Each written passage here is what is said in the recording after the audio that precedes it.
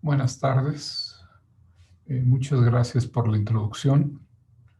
Me toca iniciar este ciclo de seminarios en torno a los primeros 1000 días de vida y presentaré a ustedes algunos de los elementos que sustentan la necesidad de contar con una intervención en esta etapa específica de la vida, hablando específicamente de la situación en México. El problema de la definición de la salud y la enfermedad se ha tornado más complejo con la incursión del concepto del epigenoma. Eh, Esta versión individual del genoma humano, que se modula con elementos contenidos en el medio ambiente, ha venido a enriquecer la idea que teníamos de la interacción de genes específicos que venimos heredando de manera individual y su interacción con el medio ambiente en el sentido más darwiniano posible, con la inclusión eh, de una versión distinta de ese genoma operando en conexión directa con elementos que se detectan en el medio ambiente y que hacen pues una mezcla de expresiones del genoma que resultan en fenotipos específicos que podrían resultar en la modulación del estado de salud y enfermedad. Esta idea se bautizó como DOHAT después de la publicación de Barker en 1986, en donde se describió por primera vez esta hipótesis en la que, después de haber estudiado a mujeres embarazadas que sufrieron condiciones de desnutrición grave durante la etapa del final de la Segunda Guerra Mundial, Barker estudió a los hijos derivados de estas mujeres años después y encontró que había un desbalance notable en la presencia de condiciones como obesidad y complicaciones cardiovasculares en estos sujetos comparados con sujetos no expuestos a las condiciones de hambruna durante el embarazo. De manera que el concepto nació como la descripción de una posible relación de eventos que sucedían durante el embarazo y que se quedaban marcados para el resto de la vida del sujeto en términos de su fenotipo, que les hacía más susceptibles a cierto tipo de complicaciones en la vida adulta. Esto es un concepto que lleva muy pocos años en la literatura internacional y que apenas empezamos a entender, aunque en los últimos años, en las últimas décadas, se ha aportado una gran cantidad de información para entender el concepto de DOHAT. Esto ha originado esta línea de trabajo que se conoce en todo el mundo como los primeros 1000 días y que comprende este periodo que transita desde la vida embrionaria hasta los 2 años de edad. El concepto de los 1000 días no es algo que esté ya definido en términos de la temporalidad. Seguramente en los próximos años vamos a ver la modificación de esta ventana en días y hablaremos tal vez de los 1500 días o los 2000 días, dependiendo de lo que vayamos aprendiendo en los próximos años acerca de los mecanismos que operan durante esta etapa y que modulan el crecimiento y desarrollo de los individuos para el resto de sus vidas. Los primeros 1000 días se definieron inicialmente como esta ventana que existe entre el inicio del desarrollo del sistema nervioso central en las primeras semanas de gestación, hasta que se desarrolla el 100% de lo que se consideran las funciones cognitivas superiores y que ocurre precisamente a los 2 años de edad. Después de este momento ya todo es bajada en términos de estas funciones, del desarrollo de estas funciones que solamente van a poder ser educadas, mejoradas en términos de su desempeño, pero el número de conexiones que se establece a nivel sináptico aparentemente tiene este punto pues como su punto máximo, y es por eso que se acuñó el término de los primeros 1000 días. Lo que ahora sabemos y constituye la mayor parte del trabajo que los distintos grupos en el mundo están realizando es entender cómo estos elementos contenidos en el medio ambiente, y que pueden ser tan diversos como la presencia de violencia, como el consumo de alcohol, drogas, el ruido, la depresión, los contaminantes ambientales, desde luego la dieta de los sujetos o condiciones como la presencia de áreas verdes. Todo esto son elementos que están en nuestro exposoma y que de alguna manera están conectados con mecanismos que modulan lo que sucede en esta etapa que llamamos de los 1000 días. Esta secuencia de eventos, desconocemos la base molecular de ellos,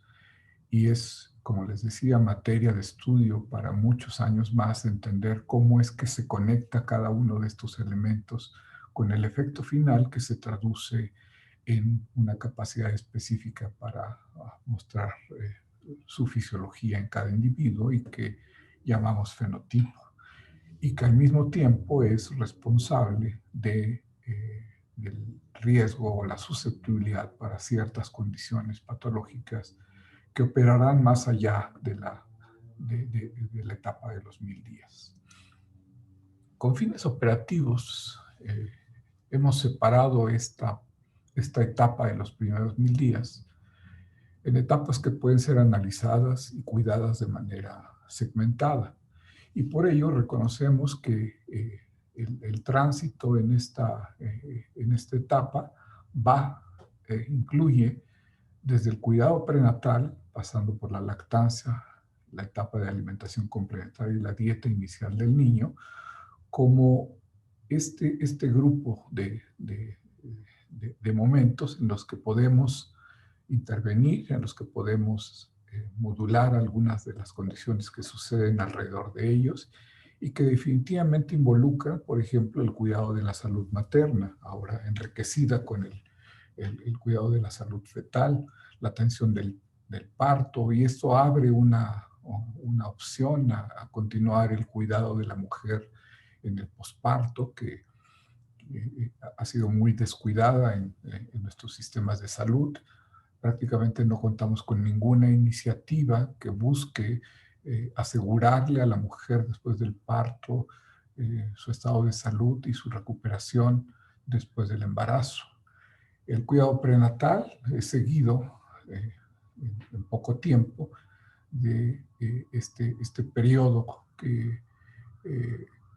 debería durar 6 meses de manera ideal. Si se puede extender más allá, es algo deseable, pero debería de ocurrir durante 6 meses continuos, en forma exclusiva, la alimentación al pecho del niño, ya que la leche materna ofrece todas las ventajas que puede tener un nutrimento eh, que no solamente cubre los efectos biológicos, sino otras esferas del crecimiento y desarrollo del bebé. Finalmente, a los 6 meses, la leche materna puede resultar ya insuficiente para aportar todos los nutrimentos, y aunque se continúe con su uso de la lactancia, es necesario introducir alimentos nuevos que complementen el estado de nutrición del niño. Esto significa la introducción de alimentos adecuados, diversos, seguros y pertinentes, que aseguren que el niño cuenta con todos los nutrimentos necesarios para su adecuado crecimiento y desarrollo, al margen de que continúe con la lactancia, que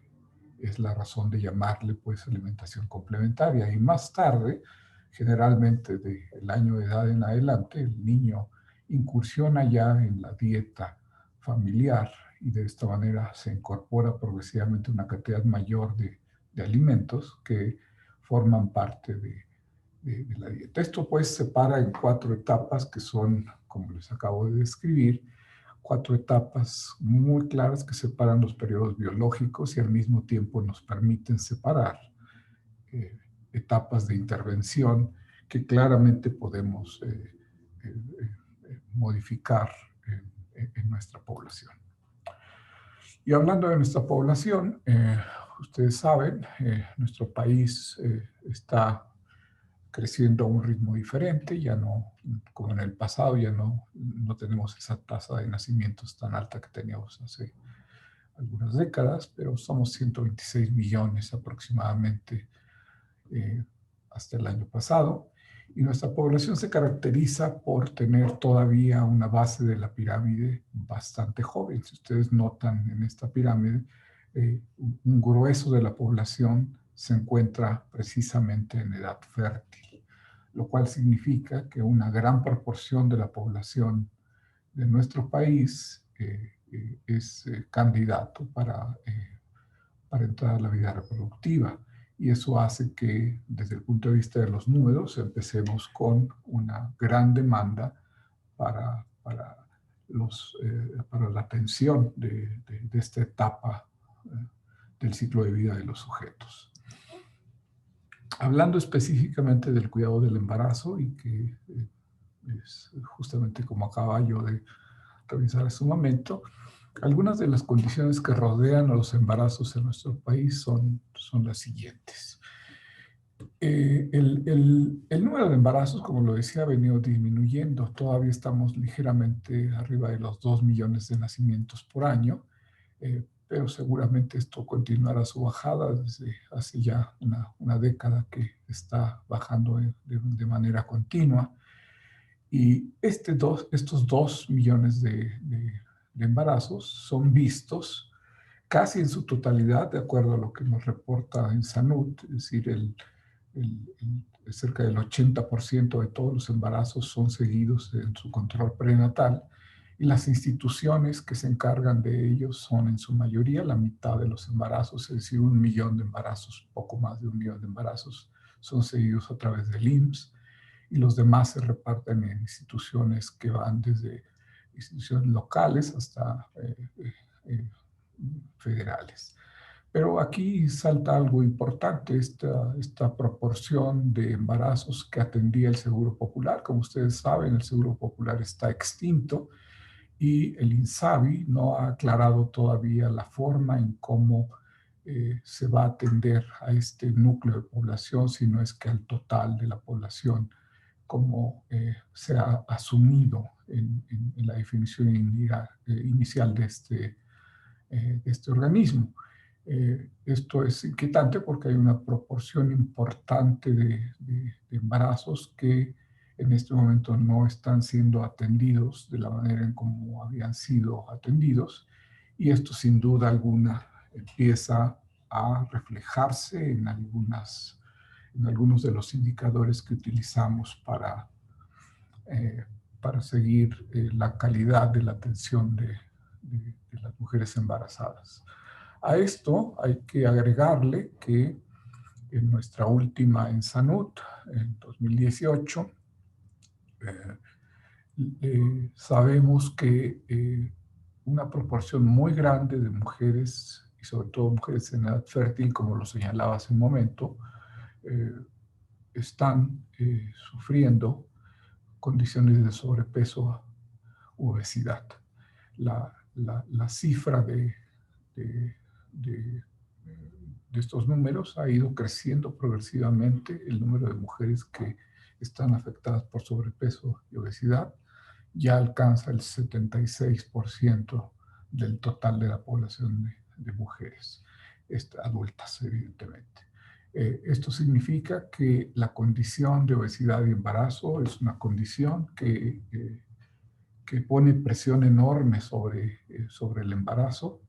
y, y, y genera, pues disculpen, y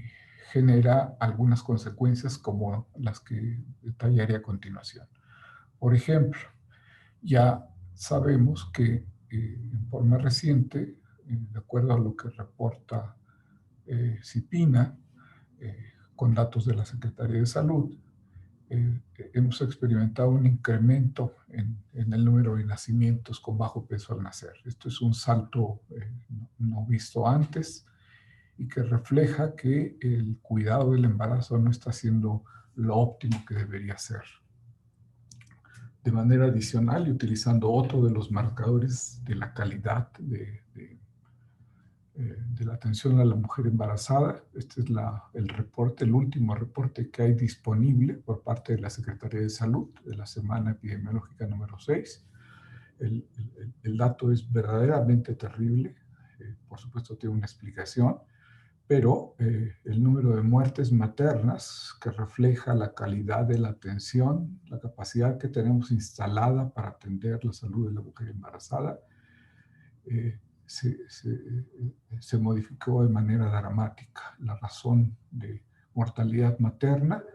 en este año, tengan en cuenta que llevamos apenas unos meses de este año, ya se encuentra en 64.4, lo cual significa que hemos dado un salto enorme a una cifra que veníamos manejando progresivamente a la baja. Está por encima de lo deseable. Este es uno de los objetivos del milenio que no fueron cubiertos por nuestro país porque no llegamos al número óptimo que se había planeado, pero el momento en el que estamos y que se explica en asociación con la epidemia de COVID-19 ha catapultado la cifra de una manera insólita. Esto significa que sí, la explicación de las muertes maternas que estamos viendo en su mayoría son asociables a la epidemia de COVID, pero al mismo tiempo nos informa que la capacidad de atención que tenemos de este grupo específicamente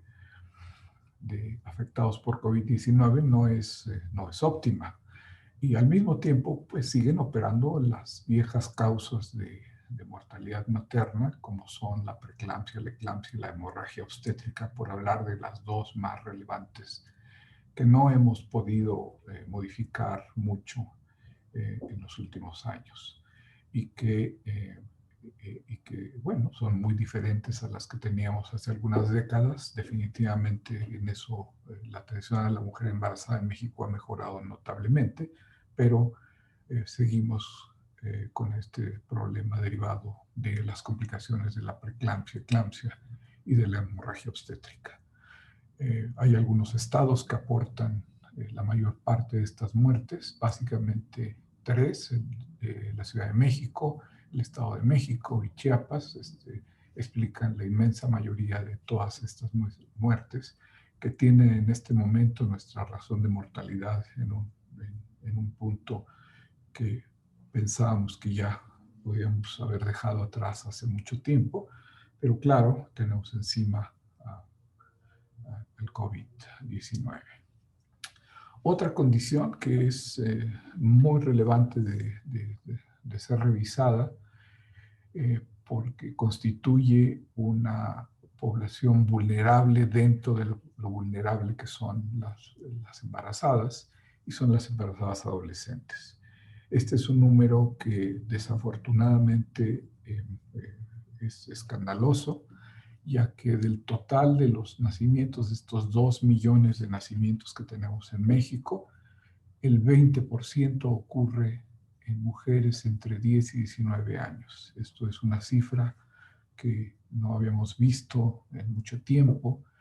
y que refleja que hay condiciones que tenemos que atender para evitar que el embarazo suceda, sobre todo en edades tempranas. Es absolutamente inadmisible que niñas de 10 a 14 años estén embarazadas. Los números que tenemos implican que en este grupo específico de 10 a 14 años, de acuerdo a la CONAPO, tenemos 32 nacimientos diarios de embarazos en este sector de edad. La edad promedio a la cual estamos viendo estos embarazos está disminuyendo y esto es otra de las cosas que preocupan, pues porque se trata de una población que no solamente desde lo biológico está expuesta, sino que las condiciones que rodean a estos embarazos son de una naturaleza muy compleja y además pues truncan mucho de la vida futura de estas niñas, además de otras consecuencias que están asociadas a este momento de quedar embarazada. Esto es algo que afrontamos, repito, en el 20% de todos los embarazos en México y ha aumentado en los últimos años. Pasando a la lactancia, en este tema tenemos todavía muy poca información. La información existe para grupos muy específicos en donde se ha reportado la adherencia a la lactancia exclusiva al pecho en poblaciones muy definidas, en donde se ha estudiado y que chocan un poco con el dato que tenemos en relación a la ENSANUT. La ENSANUT en este año 2018, 2019, en donde se reporta un incremento en la adherencia al uso de la lactancia materna exclusiva al pecho, alcanza la cifra de 28.6% en este reporte, lo cual significa que 2 de cada 3 mujeres no están utilizando este mecanismo de alimentación para sus hijos, lo que constituye, lo que agrega una desventaja enorme. Esto es algo que al deprivar a los hijos de este nutrimento durante los primeros 6 meses, se están de hecho introduciendo una serie de riesgos para la vida futura del niño y su vida en ese momento, ya que las infecciones, por ejemplo, durante estas etapas de la vida pueden ser más letales en los niños que no fueron amamantados al pecho. De manera que sin datos muy extensos que puedan ser aplicables a todas las poblaciones, creemos que el uso de la lactancia es algo que ocurre en una proporción muy baja de nuestra población. Pasando a la siguiente etapa de esta secuencia dentro de los primeros 1000 días, es importante notar que también tenemos muy poca información. Hay más estudios en torno a la alimentación complementaria, pero otra vez son de poblaciones muy específicas y los datos que son más generalizables son los que vienen de la Encuesta Nacional de Salud y Nutrición y hace poco la Fundación Mexicana para la Salud, a través del Fondo Nestlé, publicó un libro en el que se describe esta etapa también y que coincide mucho con estos hallazgos. Los hallazgos que tenemos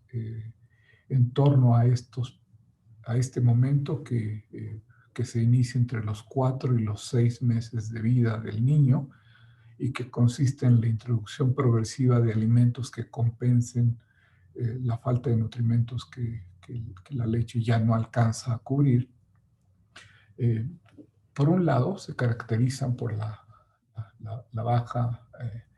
prevalencia de consumo de frutas y verduras. Algo que es extremadamente crítico es que solamente el 38% de los encuestados refirió el consumo de cárnicos,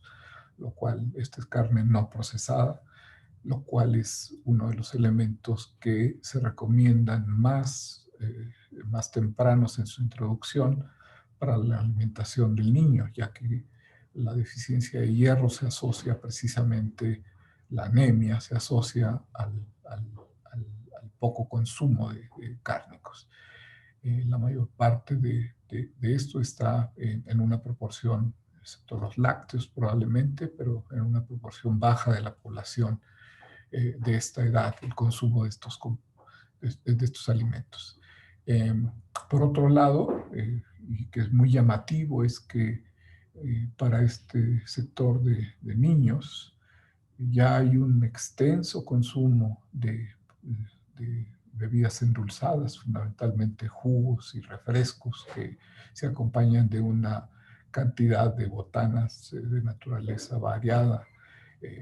que se incorporan de los 4 a los 6 meses de vida, de manera que sin duda alguna esto refleja que deberíamos poder mejorar en varios sentidos la alimentación de los niños en esta etapa específica de la vida. Por otro lado, esto se acompaña, y es parte de la explicación a los números que acabamos de ver, a lo que reporta CIPINA, este sistema de protección integral de niñas y niños, y que depende de la Secretaría de Gobernación, que nos señala que la seguridad alimentaria está afectando básicamente a la mitad de la población de México, o más de la mitad, y que hay 33 millones de hogares para un total de 70.3 millones de personas que están calificados como que se encuentran en inseguridad alimentaria, lo cual explica justamente el bajo consumo de alimentos deseables y el alto consumo de productos que por su precio son más accesibles para la población. Esto me lleva a la descripción de la siguiente etapa, que es la etapa de la infancia, del crecimiento de los niños, en donde utilizamos algunos indicadores que son universales, que están aceptados por los distintos organismos internacionales, específicamente coordinados por la ONU, y que sirven para comparar el desempeño de la atención a la infancia alrededor del mundo. La tasa de mortalidad de menores de 5 años es uno de los indicadores más utilizados para este propósito, y es el otro que no alcanzamos. Estuvimos muy cerca de alcanzar la meta de los objetivos del milenio en 2015. Sin embargo, este es el otro, junto con el de la mortalidad materna, que no alcanzamos a cumplir para los objetivos del milenio, y que se han retomado como una meta para esta segunda parte, para este nuevo programa derivado de los objetivos del milenio. México, como ustedes ven, se encuentra en términos de la tasa de mortalidad de menores de 5 años, se encuentra flanqueado por Barbados y por San Cristóbal y Nieves, esta pequeña isla antillana, que refleja que pues hay una gran área de oportunidad para mejorar en términos de la atención de los menores de 5 años, y que debería redundar en llevar los números a lo que consideramos que sería el ideal, en este caso de la OCDE a nivel mundial. Una de las cosas lamentables es que este organismo del gobierno mexicano, CIPINA, es uno de los que está programado para desaparecer, y de esa manera vamos a perder el diálogo con la ONU y el seguimiento de este tipo de indicadores, además de otros relacionados con la infancia y la adolescencia. Nuestra población de niños en este momento está muy balanceada en términos de los sectores de edad. Tenemos 13 millones de 0 a 5 años, otro equivalente de 6 a 11 años y otro equivalente de los 12 a los 17 años. Esta población se encuentra bajo condiciones que no son las óptimas y que parecen estarse deteriorando. Vean, por ejemplo, los datos de CIPINA. Esto es la Secretaría de Gobernación con información de Coneval. Revela que el 23% de los niños y adolescentes viven en condiciones que no son las óptimas porque no tienen los servicios básicos de vivienda, y se considera que aproximadamente, para hablar de 0 a 17 años, la mitad de la población, como había mencionado, está en condiciones de pobreza, lo cual es un elemento que, como todos ustedes saben, condiciona una cascada de efectos indeseables en la población. Y eso pues ya lo estamos observando. Los resultados de ENSANUD para 2018-19 revelan que el bajo peso en los niños menores, este es el de los menores de 5 años, se está incrementando de una manera dramática. Es prácticamente el 100% de incremento de bajo peso, lo cual revela condiciones a largo plazo depauperadas. Esto también se está observando en la talla, que también una proporción de niños mayor tiene baja talla. La desnutrición aguda en la emaciación es algo que aparentemente se mantiene equivalente. Y finalmente es importante tomar en cuenta esta proporción de niños menores de 5 años que están catalogados como con sobrepeso u obesidad. La suma de estos dos es 6.8, lo cual no parece demasiado, pues, pero nos sirve en este momento para contrastar lo que ocurre en el siguiente estrato etario. Ven ustedes aquí la prevalencia nacional de sobrepeso y obesidad en niños de 5 a 11 años de edad. Este es un salto verdaderamente descomunal, desde 6.8 hasta 35.5 de prevalencia, lo cual es precisamente una de las cosas que vale la pena tomar en cuenta para atender el problema del sobrepeso y la obesidad, que más tarde da el salto al 75% en la edad adulta, pero ya nada más lo duplica. Aquí, como ustedes ven, es casi 6 veces más alto o 5 veces más alto entre los menores de 5 y los que se encuentran entre 5 y 11 años de edad. Es decir, aquí tenemos una ventana de oportunidad que no ha sido explorada. La mayor parte de los esfuerzos están dirigidos para combatir la obesidad escolar. Y una vez más salta esta etapa de los 1000 días y los días sucesivos, probablemente los primeros 2000 días de vida, como una oportunidad para intervenir en el desarrollo de este problema que azota a nuestro país y azota al mundo entero. Para acabar con los números y tomando los datos de la SANUT, otra vez 2018 y 19, y los datos de la entidad gubernamental que depende de la Secretaría de Salud, sencilla, y que se encarga de la vacunación, esta es una muy, muy, muy mala noticia. El número de niños menores de 1 año que reportaron haber sido vacunados con el esquema completo de vacunación cayó de una forma absolutamente dramática.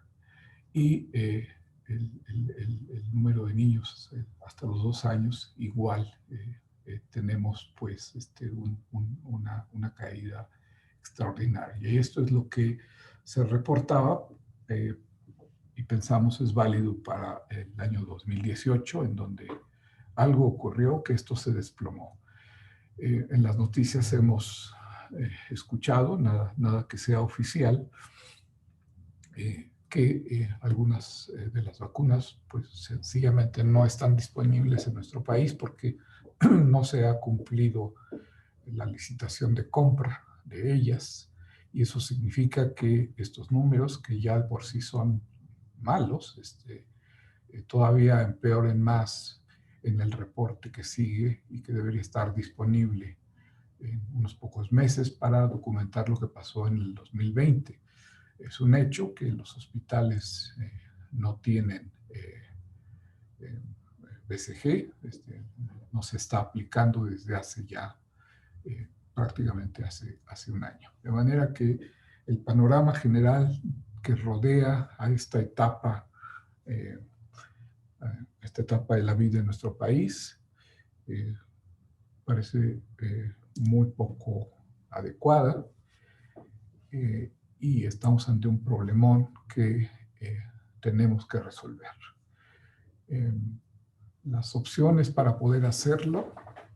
implican una reorganización absoluta de las entidades gubernamentales responsables de atender a la mujer embarazada, al feto y al niño.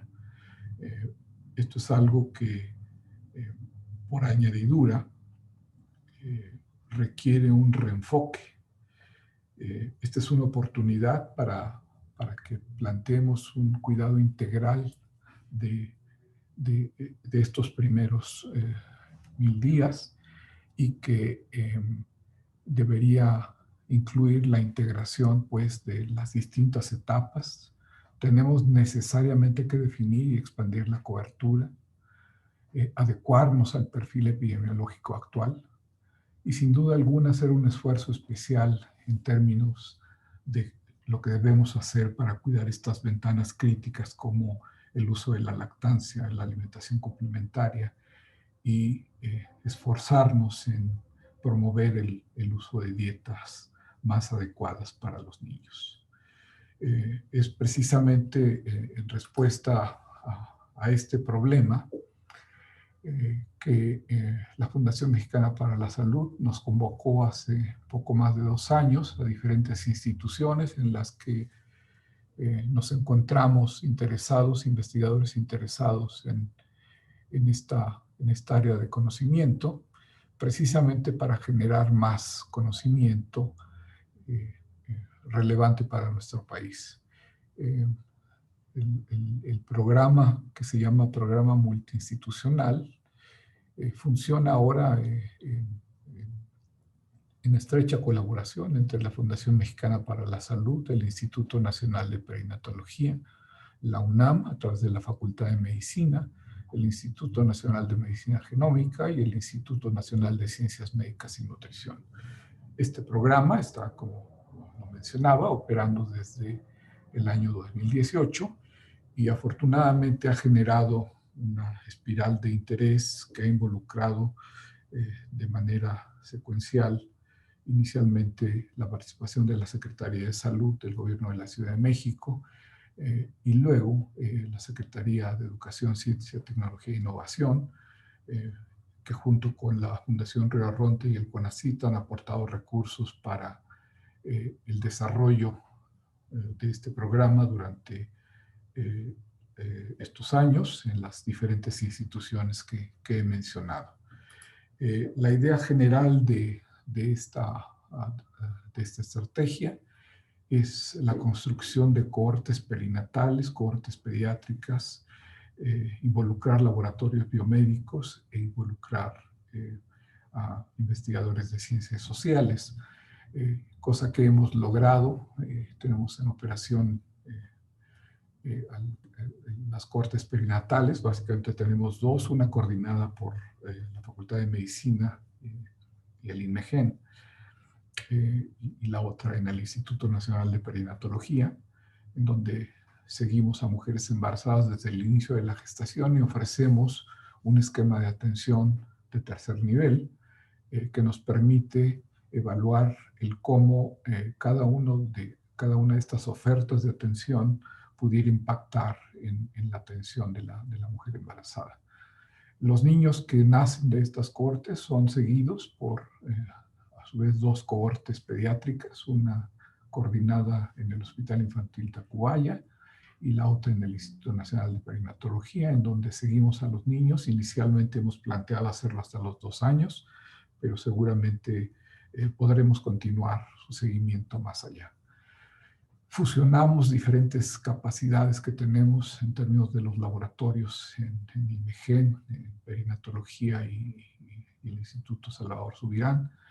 que nos permiten ofrecer una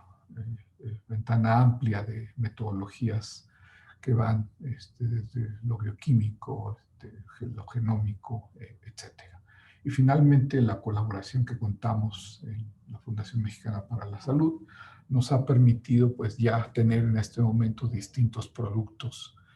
que podemos reportar, que son de naturaleza biomédica, clínica o insumos para salud pública. Cada uno de los laboratorios que está participando, cada uno de los grupos que está participando, ha ido generando en los últimos 2 años ya publicaciones en torno a los temas de metaboloma del niño, mecanismos epigenéticos de la función placentaria, los resultados de algunos modelos animales experimentales, la identificación de mirnas maternos en el neurodesarrollo del producto, etcétera. Así como insumos clínicos, por ejemplo, tenemos la primera caracterización de la dieta de la mujer embarazada de la Ciudad de México, que se construyó con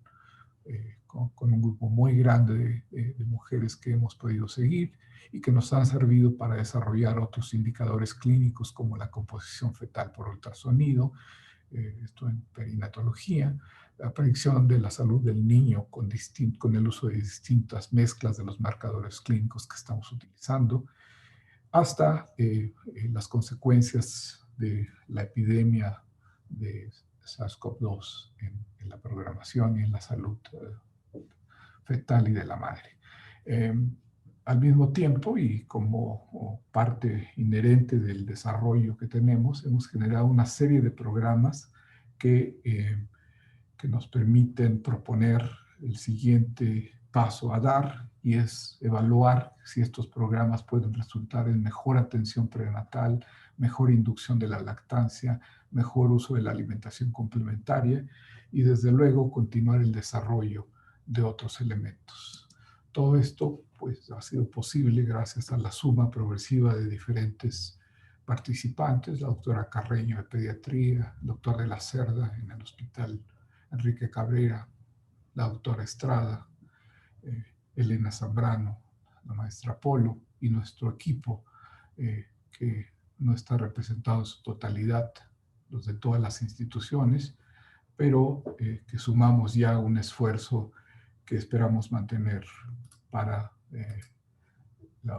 los próximos años.